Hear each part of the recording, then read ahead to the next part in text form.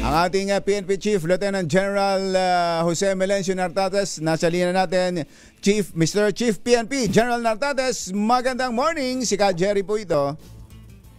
Magandang umaga, magandang morning po sa inyo, Ka Jerry, at mga tagapakinig natin. Yes, sir. Kumusta po ang inyong monitoring, lalo na po sa day 1 kahapon ng rally, hindi lamang dito sa Luneta, kundi pati dyan sa EDSA? Sa unang araw ng ating pinaghandaan at pinagpreparahan na rally ng ating mga kababayan, sa iba't ibang bahagi ng bansa po natin ay naging matiwasay, maayos, at wala pong untoward incident. 8 po yan, or 7 sa buong bansa. 5 or 4. 4 po dito sa Metro Manila at 3 po sa mga probinsya sa Iloilo, sa Pampanga, sa Tarlac. While dito sa Metro Manila, sa Quirino Grandstand, sa People Power Monument, EDSA Shrine at Liwasang Bonifacio. Naging matiwasay po yan at umabot po ng ating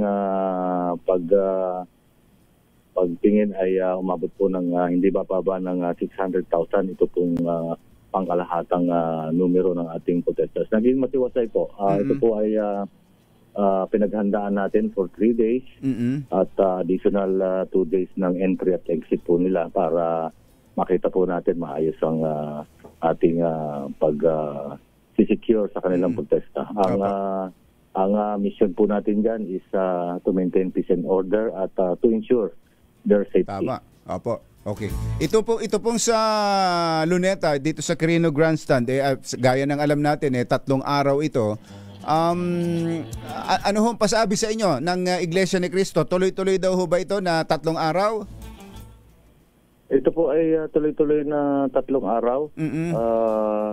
Naging maayos po. Umabot po ng hindi bababa ng 550 or 600,000 ang nagatin at pinoproject po natin na patuloy pa rin na nagpupunta ang ating mga kababayan na kasapi nila para maghayag ng kanilang adhikain dito sa peaceful activity. Naging matiwasay po. Actually, patuloy po kami nakikipag-usap. Ang Manila Police District at ang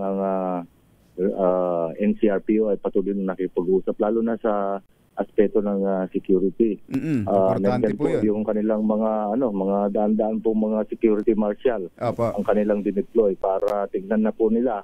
Sila na po mismo ang nagpupulis sa kanilang hanay. At katuwang din po ang pulis yan, kung may kailangan kaming i-adjust katulad kahapon.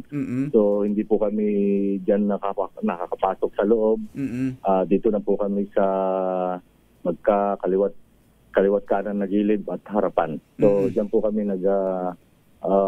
nakatutok at ang pinaka-importante ay yung koordinasyon sa kanila, lalo na sa kanilang security marshal. Totoo yan. Napakatiwasay po ng kanilang protest rally or ang kanilang activity dyan po para sa makikita nyo, transparency, accountability, and justice. May mga report po ba tayo ng mga nasaktan, nasugatan dahil sa sobrang dami ng tao na ito, Chief?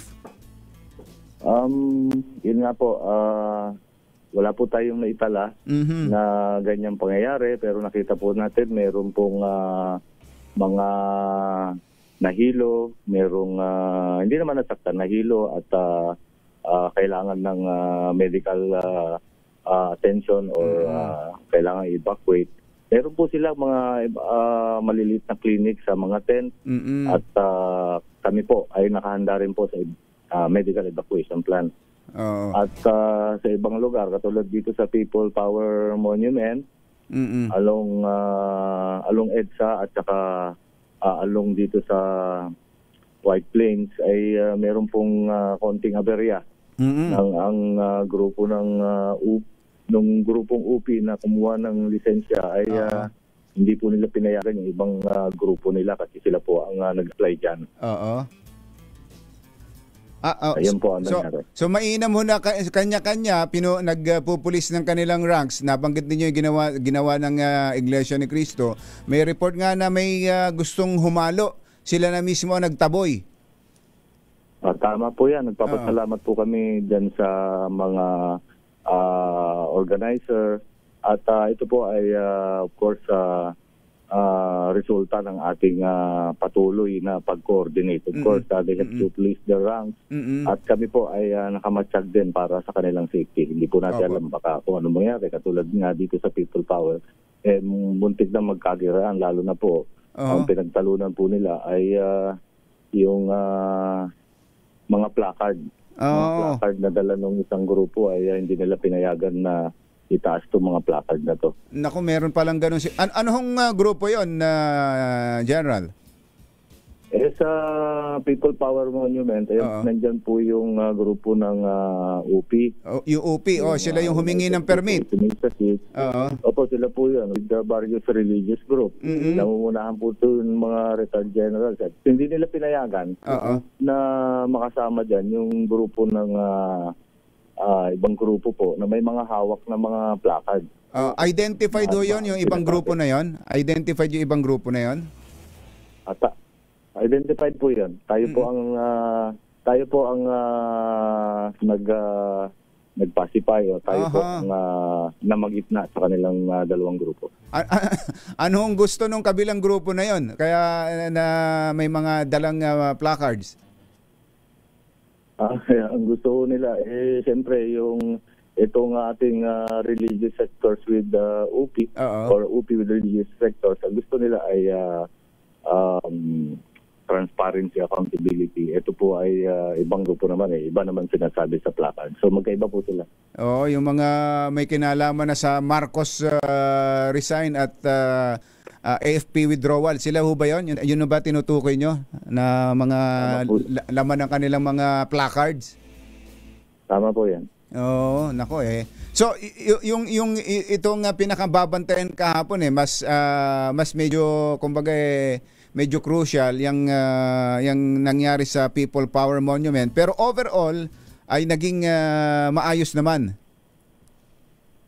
Overall naging maayos po at magkabilang grupo ay nagkapayagan without the placard. Mainam. At sa katunayan sila po ay humingi ng isang araw pa ulit na permiso or permit para mag-rally dito sa ganun ba? Or magkaroon ng pagtitipon dito sa People Power Monument. Ngayong araw din po yan. Ngayon. So meron pa sila hanggang ngayong araw na to? Yung UP? Alas 8 hanggang alas 10 ng gabi po. 8 to 10 ngayong maghapon. May pinayagan din General? Tama po yan. Okay, pero sa bukod dyan, doon sa EDSA Shrine, may bukod pa bang mangyayari doon ngayon? Kami po ay nakabantay po dyan, pero ang EDSA Shrine ay hindi rally zone at wala pong pinayagang permit po dyan. At wala rin po nag-apply. Wala rin nag-apply. So doon lang ulit sa People Power Monument. May mga maapektuhan ba ang EDSA, ang traffic sa EDSA? Kung kahapon kasi linggo, so kahit na dumagsa ang tao, hindi naman ngayon kasi may pasok na. Hindi naman nag-suspend ng pasok dyan sa Pasig area, Quezon City at San Juan. So hindi ho kaya maapektuhan ng traffic dyan? Tama po yan. Inisip na po natin na ang traffic ay yan po ang sanhi ng pagkaabala, lalo na yung economic activities ng ating mga kababayan. At sa mga naunang mga rally ay napakabagal hindi halos gumagalaw. So ang ginawa po natin yan, nagsara po tayo ng ibang kalsada like yung White Plains po, yung one lane ay sleeper lane, yung isa ay pagdadausan po ng rally. Itong EDSA, tuloy-tuloy lang po yan. In fact, minove po natin yung mga concrete barriers para makadaan po yung bus at yung ibang sasakyan. Pero kahapon, napakaganda po ang daloy ng traffic ko. Mapa bus lane, mapa regular lane ay dire-diretso po. So, nandiyan po ang ating mga kapulisan at yung mga marshals ng mga rallyista at lalong-lalo na yung ating mga MMDA, mga local government units. Lalong-lalo na dito sa Quezon City at Manila ay malaking tulong po. In fact, diyan sa Quirino Grandstand, napakadami po ng tinalaga nating parking area in coordination Oho. with LGU. Aabot po, lampas po ng PICC yun. At andito nga ho. Aabot din po sa Caloocan. Nasa paligid namin dito sa PICC, hanggang dito yung mga sasakyan. Kung titignan nyo, napakaayos po ng Totoo yan. Totoo yan. Na igayo natin. Oo. Okay, panghuli na lang, Chief. Total, kayo unang nakausap ko ngayon. Ang obserbasyon talaga dito, lalo na expected sa ganito karaming tao na mga participants sa demonstration na ganito, yung portalet, mukhang kapuso. Baka through you, kung sino man ang makakausap nyo, ay makatulong pa para madagdagan ng mga portalet. So, para dito sa paligid ng Luneta, Quirino Grandstand, Rojas Boulevard, pati doon sa papuntang Anda Circle. Opo. Yan po ay kinordinate na po natin sa local government unit. At sila po ay tumutugon. Lalo na po ang MMDA natin tumutugon. Ang Philippine National Police ay tumutugon. At ang ating mga nag-organisa ng activity na to, na rally na ito ay tumugon. Lahat po yan ay malaking bagay na itulong. Lalong-lalo na sa Portalet, at hindi lang po sa Portalet, lalo na ito mga staging area. At pag may umulan, mayroon pong tent dyan. Yun, ay yan po ang naitulong. At patuloy po natin tinutugunan yan. Opo. Sir, sabi nyo nga, dyan sa EDSA, meron pa ngayong araw na ito, ang Iglesia ni Cristo ay hanggang bukas pa ang rally. Go ahead po, kausapin ninyo ang ating mga kababayan. Maraming salamat dito sa pagkakataon, Ka Jerry. Nananawagan tayo sa ating mga kababayan na maging mahinahon at panatilihin po natin na maging matiwasay, maayos at meaningful itong ating isasagawang activity. Ito pong protest rally, lalong-lalo po sa Iglesia ni Cristo.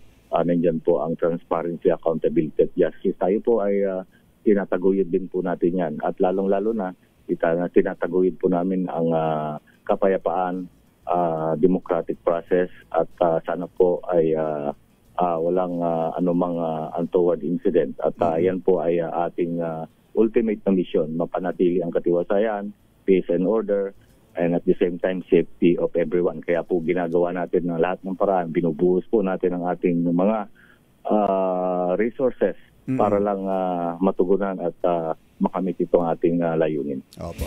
General Sir, maraming salamat po. Magandang umaga po. Magandang umaga din, Jerry. Lieutenant General Jose Melencio Nartates, ang Chief ng Philippine National Police.